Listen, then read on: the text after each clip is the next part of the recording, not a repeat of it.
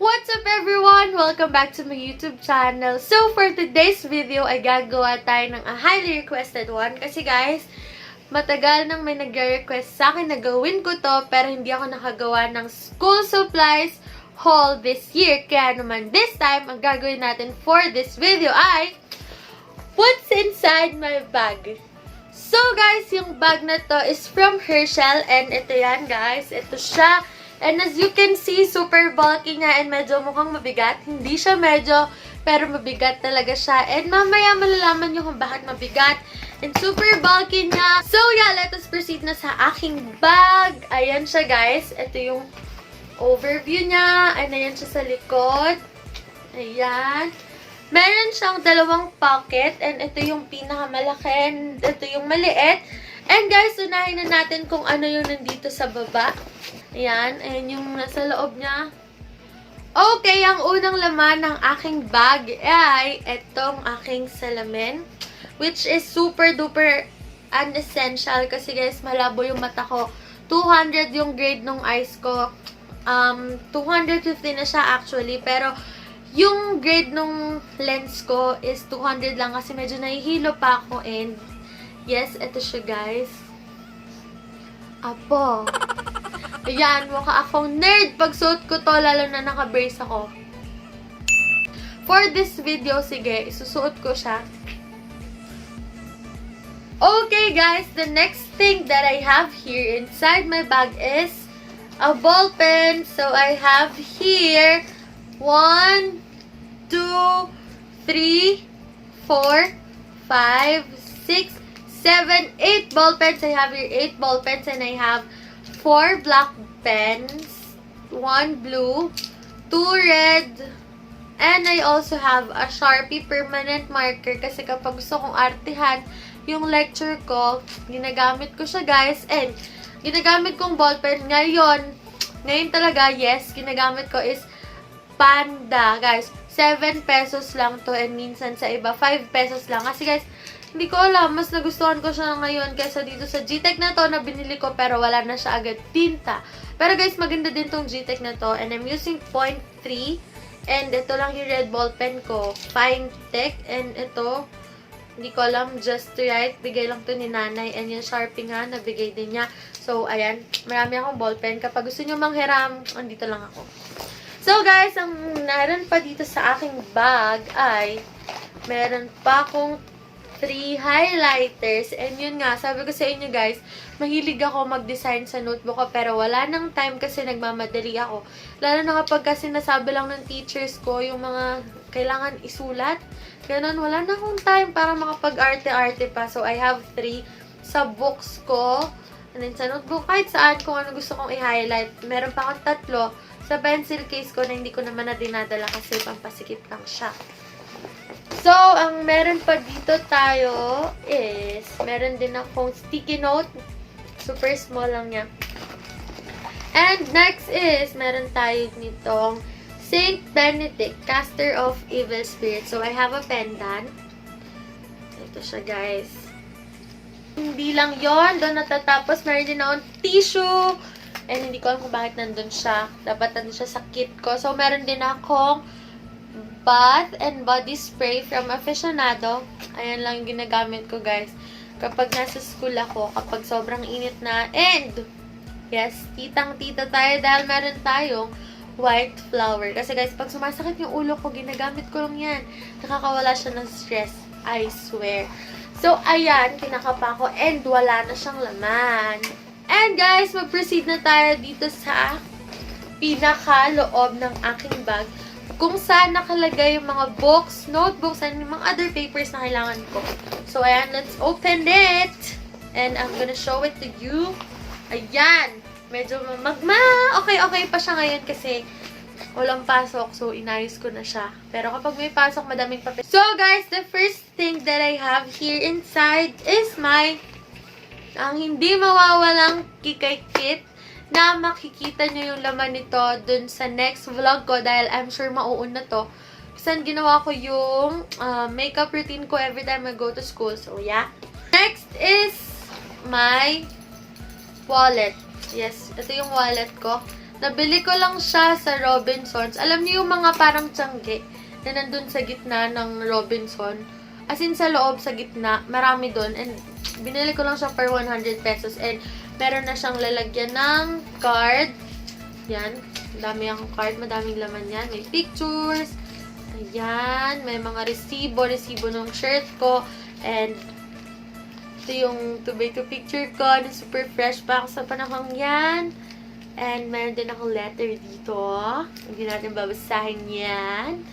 And meron akong South card, reward card. Meron din tayong savings card na if gusto nyong malaman kung paano to gamitin or paano kumuha ng ganito, gagawa tayo ng video nun if gusto nyo lang naman. And meron tayo ditong pictures. Ayan. Meron tayong time zone card. Meron tayong Starbucks card na hindi ko maginagamit dahil wala tayong pang Starbucks. Yan, picture din tayo dyan. So, ayun lang yung laman nito. And wala din tong lamang pera dahil wala pang pasok. The next thing na meron ako sa bag ko is this cute notebook. Super ganda niya kasi mint green siya. So, next thing na meron ako dito is a calculator. Yes, meron tayong calculator na pang tindahan dahil kailangan to. Nagamit ko na to guys, nilalagay ko lang siya dito para hindi magasgas. Pero tignan nyo kung ano nangyari dun sa plastic. Pero ayan siya, wala pa siyang kagasgas-gasgas. Bago lang yan, kaya ingatan natin. Yan guys, meron tayong calcu. Next is, meron tayong paper. Anong laman nitong paper na to? Napakahabang transaction na tapos na, ayaw na makita. Bye! And meron din tayong power bank dito. Kasi guys, minsan nalolobat ako. Pag whole day kami, pero kapag hanggang 12 lang kami, or half day lang kami, hindi ko naman na siya nagagamit. Pero lagi lang siya nasa bag ko. In case of emergency na malobat ako, yan. Hindi natin ihahagis kasi baka masira. Wala tayong gamitin. Okay, tingnan pa natin kung anong meron. Unahin na natin itong nakasilip na to. Ano ba to? Okay, may payong din tayo dahil ngayon ay maulan at mainit dahil kapag pupunta ko dun sa isang building, sa kabilang building, kailangan ko ng payong dahil mainit, dahil magkakalayo yung building namin. So, next is, wait lang, wala na bang maliliit dito? O, ito naman guys, mag-proceed tayo sa books. So, meron akong dalawang books dito. Yung Basic Accounting and Partnership and Corporation Accounting. Hindi talaga ako magaling dito, pero I'm doing my best para maipasa lahat ng subject na to. Amen. So, ayan guys. Kaya mabigat yung bag ko dahil sa dalawang libro na to. Tingnan nyo naman kung gaano kakapal. Ayan siya guys. So, ayan. Dyan muna kayo. Bukas ko na kayo aaralin. So, meron pa akong notebook dito. I have big notebooks. Dito na nakalagay yung mga subjects na kailangan ko mag-lecture. Ayan. 4 na subject ata. Ito kung di ako nagkakamali. Yes, 4 na subjects na nakalagay. Pinaghati-hati ko para tipid. And ito pala yung sinasabi ko sa inyo, kaartihan. Oops. Kaartihan. Ayan. A big notebook again. And purple ulit siya. Ayan. 2 purple. And ang laman naman ito is yung financial accounting ko. And yung partnership and corporation dahil sa malamang at sa malamang, madami kaming ila-lecture doon. Lapit na tayo matapos. Lapit na tayo matapos. Lapit na tayo matapos. And nag-proceed na tayo dito sa likod. Sa pocket dito sa likod. Dahil meron tayong what's this? Meron tayo dito. Ano nga tawag dito? Handout. Meron tayong handout dito na pinrint. Kasi kailangan namin yan. Dahil wala kaming book sa subject na yon. And maraming papers. Marami pa tayong yellow papers dito. And ito, ano ba to? Pati lang yan. Wala. And ito, pinaghatian. And ayan, gusto nyo ba makita yung lectures kapag nagmamadali ako?